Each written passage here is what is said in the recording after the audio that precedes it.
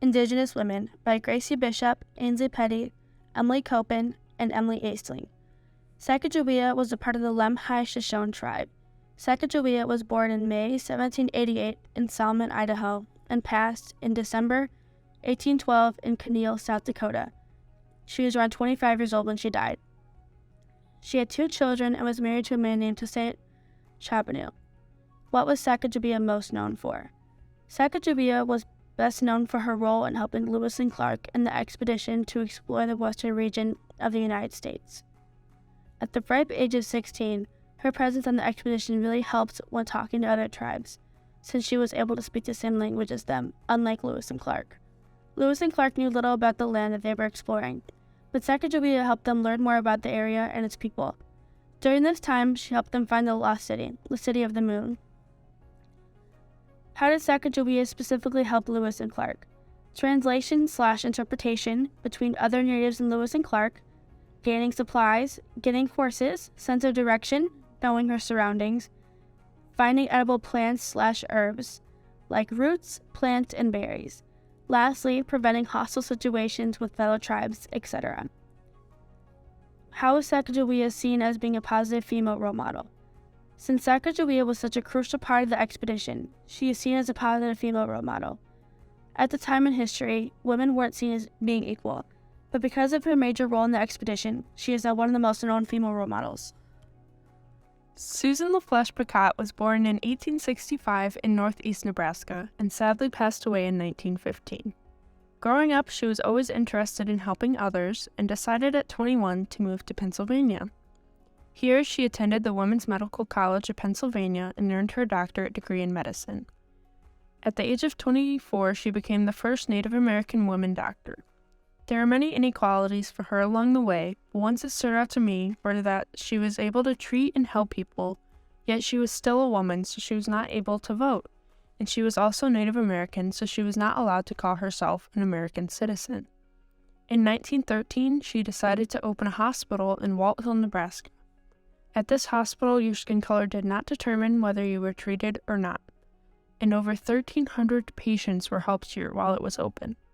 Susan LaFlèche Picatte had a long-lasting effect in the world, and even had her own biography, A Warrior of the People, published in 1991 by Joe Starita, which is still available for purchase if you are interested in learning more about her. Also, her hospital was officially named a historical landmark in 1993, and is now known as the Susan LaFlèche Picatte Center. Matilda Tilly Blackbear was born in South Dakota on December 10, 1964.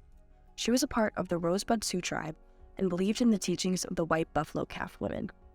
She informed people about the atrocities happening to her Native sisters, violence being 10 times the national average.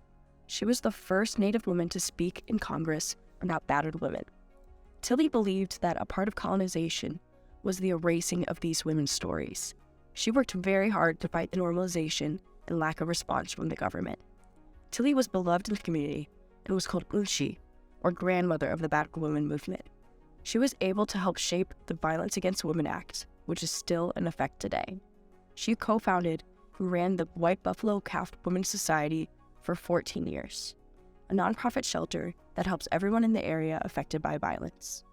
The issue is very close to home, as of her 11 siblings, only 3 remained prior to her death. She served the community for 4 decades and spread her teaching to both men and women.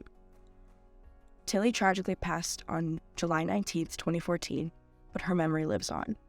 She is honored every year on October 1st, National Tilly Blackbear Women Are Sacred Day. Zicala Shaw, Redbird. Zicala Shaw was born February 22, 1876, on the Yankton Indian Reservation. She died January 26, 1938, at 61 in Washington, D.C. Zicala Shaw was also known by her married name, Gertrude Simmons Bonin, and her Lakota name, Redbird. She was a writer, editor, translator, musician, educator, and political activist. She was also the co-founder of the National Council of American Indians. Early injustices. Zicala Shaw was taken from her reservation to go attend a Quaker missionary boarding school in Wabash, Indiana, for 3 years. She later wrote about this period and having her heritage taken from her and being forced to cut her hair. At graduation, she gave a speech on the inequality of women's rights, which was praised in the local paper. Her writing career had two major periods. The first period was from 1900 to 1904, where she published stories collected from Native American culture, as well as autobiographical narratives. The second period was from 1916 to 1924, where she concentrated on political works.